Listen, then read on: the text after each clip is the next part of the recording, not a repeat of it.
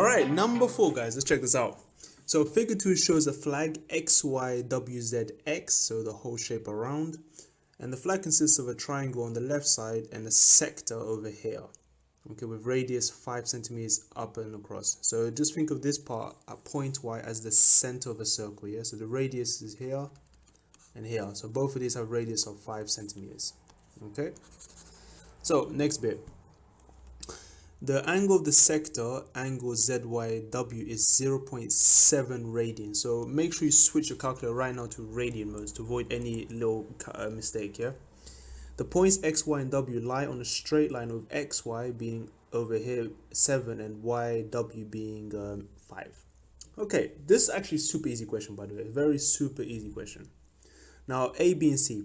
Firstly, A. The area of the sector. Find the area of the sector ZYW. So the area of the sector is, of course, this bit here. And it's a very simple formula. Area of this quantity is always going to be half r squared theta. Okay, that's it. There's not much to say here. And looking over here, and I've already dissected it, it's always good to always redraw the sector over here and just label the necessary parts, with this point here being the center. So we got the radius, which is 5, the angle, which is 0.7 radian, so theta is 0.7. Smash this in your calculator and you should get 8.75. Very easy, very easy. Next one, find the area of the flag to two decimal places. So the area of the flag is the whole shape, including the sector. So essentially, we just need to work out this area of the triangle right here. Okay, oops, area of the triangle. Now, to work on area of the triangle, my best advice is for any given triangle shape, always you can find at least one angle with 2 lengths between it. So because we have 0.7 radians here, and if you think about, this is a straight line, and we know if it was in degrees, an angle around the straight line is always 180 degrees. In radians, it's always pi. So angle on a straight line always adds up to pi. That means if we've got 0.7 radians here, that means the angle over here is pi minus 0.7 radians, wherever that is. So that's the shape we want. So I'll pull that over here and just put the corresponding size, 7 and 5. And to work on area triangle, we always need 2 lengths between an angle. And we can use the formula half AB sine C. So A and B could be 5 or 7, any of them. And C, the angle between it is pi minus 0.7. And that's it. Just plug all this in the formula and you should get the area of the triangle. And that means the total area of the flag is the sum of the sector and that. So it's the sum of both areas here. If you add up these 2 figures here, you should get something like 20.02 centimeters squared. And make sure you keep it to 2 dp because that's what they want. Okay, so like I said, this is a very easy question. And lastly, find the length of the perimeter, xy of the flag. And that means work out the entire length around.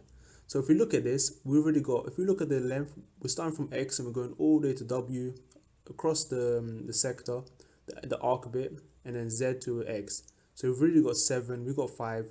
To work out the length of an arc, the formulas of length of an arc is always r theta, okay? And we can call this segment y. So let me just go ahead and delete this bit out. So this part we can call it y. So we can say y equals r theta.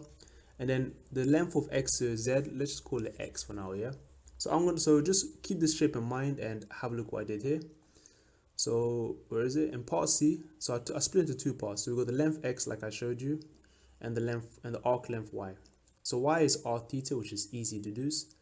It'll just be, in other words, the radius, so 0.5 times 5 times 0.7, oops, 5 times 0.7, and that should give us 3.5. Now, as for this one, we have to realize that we need to use the cosine rule. And the reason why is because with the cosine rule, you always need a single angle and 3 lengths you're working with. Every time you got that, it's 100% cosine rule. Otherwise, you would use the sine rule. So just a quick recap, the formula is given in the book, but otherwise it's a squared equals b squared plus c squared minus 2bc cos a. And a tip here, because you know there's a single angle here, otherwise capital A, if we call this angle here capital A, that means its corresponding opposite length is little a, meaning 5 and 7 are b or c. And that's it. So therefore, call a little a x and capital A pi minus 0.7, like I did here. And replace b and c with 5 and 7.